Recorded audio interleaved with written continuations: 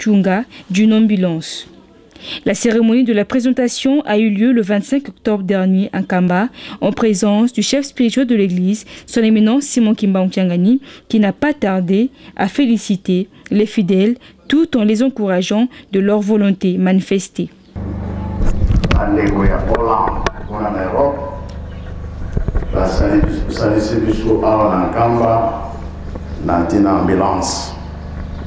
Nous avons la difficulté mingi pour ça été malade.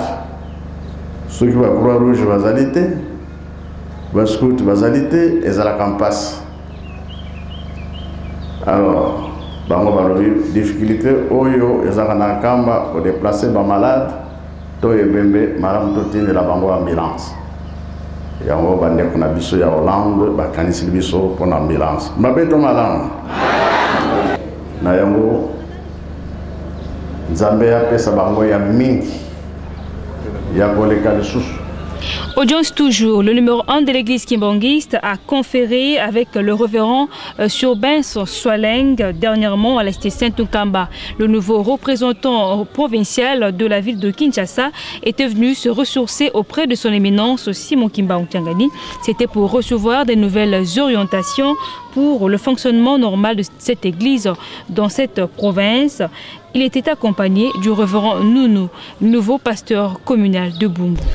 Et sengo comme tel penzate mes émotions pour être to santanda ki na yangote to luka ki yangote to salaki pe de marche mon côté mais yé lokola kake donc émotion de ton de lingai na bana Kinshasa to pesi bango d'abord mbote pe félicitations pour to yoke te basepeli ndenge to lobaki tant to zaki na Bumbu to zokene na Anjili tant papa tini biso na Anjili to lobaki ete soki bako yamba biso malamu soki bako yokela biso na ba programme toko pesa toko sepelisa Nzambe pe bango pe bako sepela lokumu na bango ekomata effectivement pe ba yamba ki biso malamu ne sengo pe bazako tosa ba programme nyonso zako pesa pona lokumu ya Nzambe surtout pona kotonga Yerusalem nde yango mbuma nango emonani 3 fois successive na 11 mois oyo tosali po ete bayokelaka biso soki bana Kinshasa pe bakoyokela biso bakotosa baprograme mokonzi ya bule oyo biso tokopesa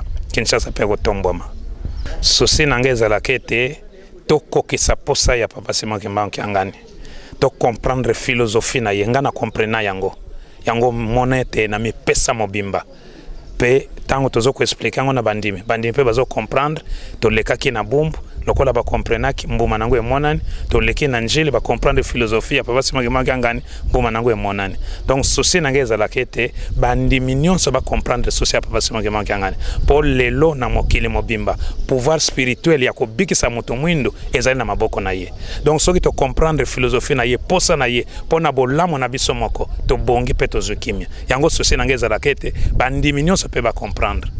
Bon, d'emblée boy na koko loba yango te na koko pesa yango te na koko zananga na makansi po ete na zalaki pasteur communal ya Kinshasa na za komona posa ya bandimi pe posa ya biso nyonso bana Kinshasa mais fona fandisa nano to sali na remise reprise na sangisi ba collaborateur banda na bureau ya province pe ba pasteur communal sectionnaire ba konzi ya mouvement na niveau provincial nde ensemble toko kanga plan d'action yango toko salela ngamoko na koko pesa yango te parfois ko rencontrer assentiment ya ba collaborateur to ya bandimité donc il faut na fan sa bango pona nzela ya ba mouvement bako pesa na ba responsable na bango provincial na nzela bandimi bako pesa ngo na ba nzela ba passer sectionnaire pe communaux ne to yeba posa bandimi pona vila Kinshasa zalinine yango to yake pa ya mokonzi apesa biso pe posa na ye siko to okena terrain to sangisi ba collaborateur poto yeba pe posa bana Kinshasa balingi Kinshasa na bango etambola ndenge to ezala ndenge nini na kopesa letei na bandimi nyonso pe na bato banso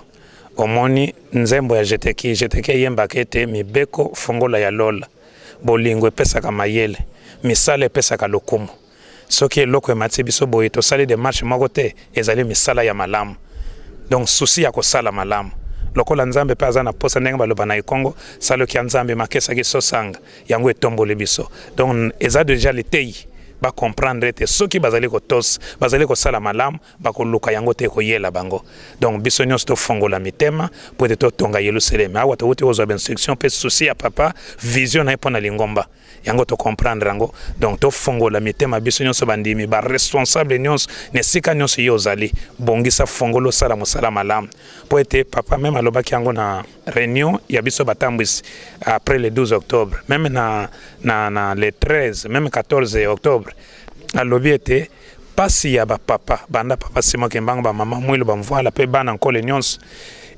eko linga tete yo zwi musala na kata lingoma na bango ba moneli pasi ba kufi yo bebisa esika bazape esengo ezate mena tango yo zali ko sala malamu donc ozali ko kumisa nde bango e bango nyonso baza sima na yo donc mutu nyonso esika zali banda mondimi ti na likolo to luka ko sala malamu to comprendre philosophie pe idéologie ya papa Simon Kimbangu Kiangani po ete lingombe kene liboso mutu mwindo abika alongo na pasi tozana yango misala na yezala ya kia kitoko biso nenda kisa yala kisibiso il fallait que biso peto landa makolo na ye ba idéologie na ye ba stratégie na ye azana biso musikate azali toujours mukonze toko banda ko tuna ye akomi conseiller na biso akobanda koyebisa biso nesika boy sala boy pour que puisque soki bumbo emati ba biso nyonso ba communauté mati ye pe mati donc eloko nde biso tozana ngo yango wana toko zonga simate toko kendika kaliposo.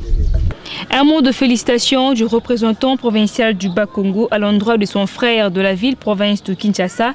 Le révérend Octave Ndungi Mayilou a rencontré le numéro 1 de l'église Kimbangi, son éminence Simon Kimbangu Kiangani, dans le but justement de recevoir des orientations. Je suis très ému de joie parce que pour construire une Kamba, la seule ville de Kinshasa ne suffit pas. Il faudrait qu'il y ait toutes les provinces dans le combat. Avec un travail commun, on pourra faciliter l'évolution des travaux et des constructions de la ville sainte. Et je ne peux que lui souhaiter un bon mandat, une bonne carrière, un bon apostolat. Je sais que le révérend Sirbens, c'est un travailleur, c'est un vaillant travailleur. Et lui d'un côté, moi dans le Bas-Congo et dans le Bandundu révérend Kabemba, le match sera OK. Près de 200 personnes ont visité la cité Sainte-Nkamba dernièrement. Parmi elles, une Zimbabwéenne, Roselyne Mangata. Elle était accompagnée de maman Béatrice, fidèle Kimbangis, résident en République du Congo. Suivez-la. My name is Roselyne Mangata. I come from Zimbabwe, Harare. And I visit also some towns in Harare, in Zimbabwe also. I have come to Nkamba as a result of wanting to seek a lasting solution to my problems. I've been ill all the time, and I had friends from Congo Brazza, Papa Ridel Lungana and Mama Ridel Lungana. When they were in Zimbabwe, we were very good friends. Oui, objectif n'est pas na koyana kama ninga expliquer bakutana kina mama na niveau ya mboka naye papa Lutana na mama Lutana bazalaki kokutana kuna na mboka ya Zimbabwe na Harare tabakutani naye papa ndako sambela na ndako naye kaka na ndako ti apesa bango espace pour ko sambela pour apesa bango esika ko sambela ba meka ko expliquer sur papa Simon Kimbangu ndenge papa Simon Kimbangu asala miracle na ye ko sala boy siko yepe akanisa kina tina pasi na ya zaka na nzoto nde asinga kina mama est-ce que un jour na ko komona papa mais basala ki programme na papa ne ya mobile na ye alotaki ndoto tanga loti ndoto ABC ngana moni foki nika ko ne pa ya papa nde akopeso ba solution ezana ngo nde asaki ba démarche que bayan bakutana na mama lisusu mabeya ti ndenge baikokoma awawa na Nkamba. And then you try to get to Nkamba. That's as soon as you get to Nkamba, all problems will be solved. And that's how I started working out my way to come to Nkamba. As soon as I set my foot on Nkamba, I just felt the sort of tranquility I needed, the calmness and the peace in my mind, because I got to a community where everybody was loved, from the old people, even the young people and the little children. Everyone had a place in Kamba. When I got here, I was received warmly and given accommodation, food, everything. I really felt humbled by the reception from the people who worship in Kamba. And the next morning, we had a meeting with Papa Simon Kimbangi. As soon as I saw him, I felt he was too humble to be the sort of man I thought he was. Very quiet, very accommodating, simple to approach, and even his way of talking, you just get the message straight away.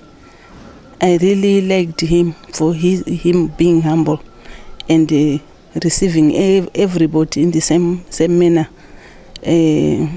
in a kind way, in a kind-hearted manner. I really liked him the moment I saw him. He is a father. He is father not only to Nkamba people, community, but to every nation. Na evangeli na ye, na esololi na ye, en tout cas, azali papa, azali ndenge mususu. Donc, azali esengo mingi, ako chaba commentaire mingi te. Mais, ndenge asengeki na papa, ayaka mingi, nde ako comprendre. Yango ona sangisi nyonso. Ok, ayaka mingi nde akosala nini ako comprendre esika oyo pamba te eza mpe esika kitoko pamba te evandi na makambo ya Nzambe, parce que nyonso tu ezali awa. Ok, yango asengaki abanda koya mingi mpona kokotanaka mingi na papa, mpona komona bato te, mais mpona komonaka mingi papa. Donc, en bref, the best example of how to go about in life, the way to God's ways. The rudiments of the dream, the details. Because for myself, I had known about Papa Simon Kimbangi from my friends, the Lunganas. So I thought it was an opportunity to get to Nkamba. As soon as he said, that's the way, you are going to be all right, all your problems will be solved when you go to Nkamba. I immediately got excited and started the preparations to come. I couldn't wait, you know. And when I got here, I was really astonished to find it was like I've been to Israel, I've been to Jerusalem. Pona ndoto mobile na ibisaki ete, mais azalaki déjà na idée parce que bazalaki na mama oya yebi papa expliquer qui est monene ya papa. C'est-à-dire pour na ezaki son paya te. Donc permission wana ezalaki ouvert. Donc c'est-à-dire qu'ils ont l'opportunité mo bana kozela. Pona azwa yango, pona akoma awa. Mais tanga komi awa si atambola na bamboka mususu. Mais na bamboka wana kenda net ba Israël na Jérusalem, mais tanga koti a sentir pe azana kati ya Jérusalem. Parce que atambola ki na mikili mususu. Amonaki kuna nenge zali na ba Jérusalem akala. Mais tanga komi awa amoni ke oui awa pe vraiment ezali Jérusalem. Et puis akanisi na escalier oyo ya premier poste pe na nenga tanga ki na tableau atali amoni oui o eza ya solo ezali Jérusalem. Et puis alobi tanga bande ko so liboso na papa na nenga yaki nzoto mezalaki vraiment malamu te. Mais tango basolo na papa papa tindie na mai na eau bénite akino sokola tanga sokoli jour ya mibale a sentir nzoto na ye échanger. Si copain nzoto na ye eza rechanger akomi bien sentir ka komi déjà bien. Et puis souci nezali bato mingi bayebi papa te na mboka na bango and get healed. That's my wish. And when I go back to my family, I will explain the experiences I had. And every member of my family should have a chance to come here. And we started spreading the good news of deliverance which we got to many people in Zimbabwe. We hope many people who are suffering in Zimbabwe will come here. Even those who are not suffering, they should come and witness the good things that are happening here. It's really a privilege and an honor to be here. À l'occasion du 35e anniversaire de l'accession à la souveraineté nationale et internationale de la République d'Angola, les fidèles kimbongistes ressortissants de ce pays ont procédé dernièrement à la cérémonie de remerciement au chef spirituel de l'église kimbongiste. C'était une façon pour eux de demander à Dieu de guider leur pays. La République d'Angola a célébré le jeudi 11 novembre dernier le 35e anniversaire de son accession à la souveraineté nationale et internationale. Pour la circonstance, les ressortissants de ce pays, adeptes de Passimo Kimbangu, ont présenté leur doléance au chef spirituel de l'Église. Ceci est une manière de le remercier pour leur avoir accordé cette grâce le 11 novembre 1975. Tata na biso papa Sima Kimokanga ni molimo centre. Le 11 novembre 2010. Biso bana na yo Angola.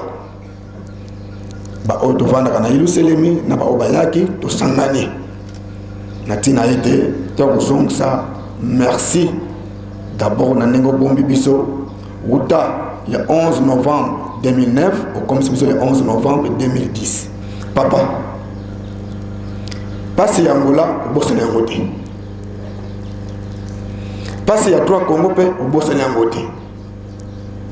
Congo Angola, Congo RDC, Congo Brazzaville. Ba Congo nous sommes ça tous ces hommes soni. Kasi ti le loyo. Tozaka na kati ya pasi. Pona nini? Tozangi eloko moko. Bosomi ya molimo. Po pesa biso bosomi ya molimo. Petit kimia ezala.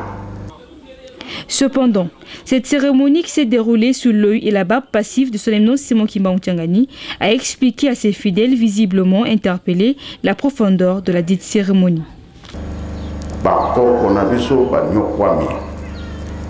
Batata, ba mama, ba nyokwami, ba moni pasimi,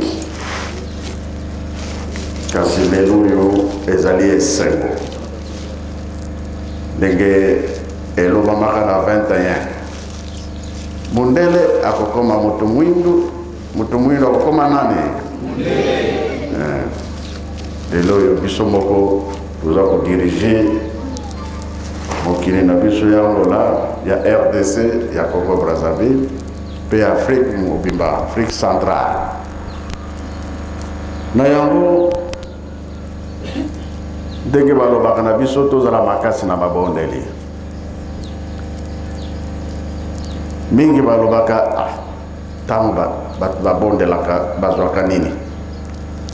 Metoyebi malamu ke oyo eza mokili ya Tata Nzambe. Okosala na yo ndenge olingi. Mais suka nango Nzambe akorekipere kaka likambo na ye na biso bato. Lisumu ya liboso toyebi ke koko na biso ya liboso Adam basalaki mabe de bakendaki kobomba biso quelque part wana mokili na mokili nini wana Angola pona nini Angola mokili eza monene Baza Congo mais bato bakoloba kamango ezali ndenge nini Papa Mfumalon, papa d'Angela Kontimalobi, bien. Adam et Eve, bazaki batumwindu. Et tant que basenga ki bolimsite, bisoto senga bolimsi. Makamo nyonso tokozo yango. Tina biso bana Tata Simon Kimbangu ko la taka sac, la taki sac. Mais etombo ya mibale lisusu. Numéro 2. Azaki mundele to mutumwindu. Namboka nini Toujours Angola. Banza Congo, ouais. Comme Banza Congo, il y a un numéro à Bebisaka. Azaki Mundelete, Azaki Mutumwindo. Paswana Mutumwindo, papa, sans rien à faire. Alors, Oana Eleti, les loyaux, Tomoni Tata Smoki Mbangwa ye. Et alors, Ngai Nazari Nanga Motindami, Yankolo Yesu. Naya Olongola Mutumwindo, Naboum. La cité Saint-Nkamba emploie de nouvelles constructions. Il s'agit d'un chantier qui s'est ouvert depuis près de 3 mois dans le cadre des préparatifs de la conférence internationale sur Papa Simon Kimbangu. Ce chantier initié par le chef spirituel de l'église kimbangiste concerne le groupe théâtral kimbangiste, la grande chorale des dirigeants, le groupe Fluki et le mouvement de la surveillance kimbangiste. Son éminent Simon Kimbangu Tiangani s'y a rendu dernièrement. Reportage. Visite d'inspection au camp professeur du chef spirituel des travaux de construction ce vendredi 29 octobre. Ces travaux qui sont confiés au choral, groupes et mouvements sont d'une importance capitale dans le cadre des préparatifs des assises de la conférence internationale sur Papa Simon Kimbangu. Selon les conducteurs des travaux, tout va bien en dépit de quelques manques de matériaux. Le chantier de Nkandiaboula, nous sommes là au Konfuma, a présenté quelques problèmes de ces travaux de finissage. Encore un travail de fond pour abattre ce baobab. Le réfectoire n'a pas encore trouvé son sens. Ces travaux, en effet, qui ont été confiés aux ressortissants des 2 Kasaï, prennent beaucoup de temps. Il essaie donc de cette visite de trouver des solutions appropriées. Ainsi, telle a été la chute de la visite d'inspection du chef spirituel dans différents chantiers. Un autre message du chef spirituel pour terminer, c'est celui enregistré le mardi 2 octobre 2010 à l'occasion de la journée hebdomadaire de la jeunesse kimbangiste. Yango tolobaraete ekeke yaliboso tobe bisaka. Yami bale toto sakate. Yami satu toyokakate. Yamine yanguyo. Yamine elingolo banini. Kosangisa. Babel ya sika. Oyo panzana kana tango wana tata Molimo Santu azongi pona kosangisa biso nyonso. Alobi Yambaloyo ekeke mosusu ko longa kite yami bale longa kite yami sato longa kite salama kasi po tata Nzambe azo isabiso na kati ya motema na ye azo isabiso na jardin d'Eden. Bawe ba histoire tango babimaki bisonios tokendaki kosangana wapi Mbanza Congo na Angola yango bato Angola balobaka biso nyonso tokutaki esika moko bino nde bobimaki bamosusu balobi tokeboye mingi baye na RDC na Congo Brazza na Afrique na Europe tozalaka esika moko kawaboye tata Molimo Santu aye atia biso na esika moko bitumba makasi na ndenge nini mutu soki azwi likambo ya malamu ya tata Nzambe efo balandela ye baboma ye tomoni nkolo Yesu likambo moke kaka alobaki ya tata tata yo ozali mwana tata Nzambe oui soki alobi likambo ifo kaka tata Eh bien, mokili tombokaka te tomboki mpona nini tata tomitali bongo biso bana yo mwana nzambe bongo biso bandi kolandela ye kino tobomaki ye me deja si ayebaki programme na ye ye lokola atosaki tata na ye tata simoki mbanga tosi nkolo yesu ye mpe baye kobundisa ye na likambo wana oyo bandimaki balandaki likambo ya tata simoki mbanga biki mpona nini soki oyoki ondimi te oti nkolo yesu na ekuluzu mbala mibale. Voilà, c'est la fin de cette émission. Merci de vous compter parmi nous. Au prochain numéro. Au revoir.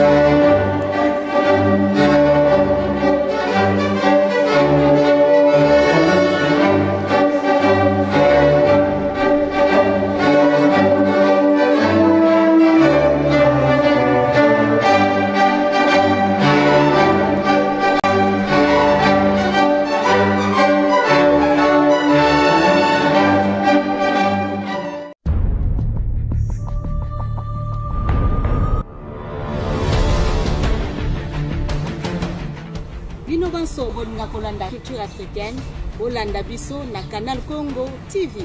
Ozala de cité. Fiquem sabendo, cultura africana segue-nos em Canal Congo TV.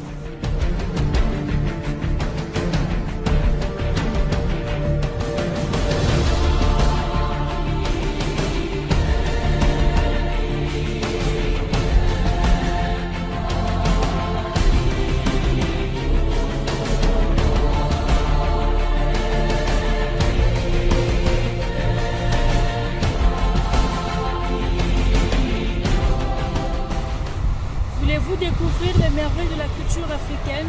Suivez-nous sur Canal Congo TV. Vous ne serez pas déçus.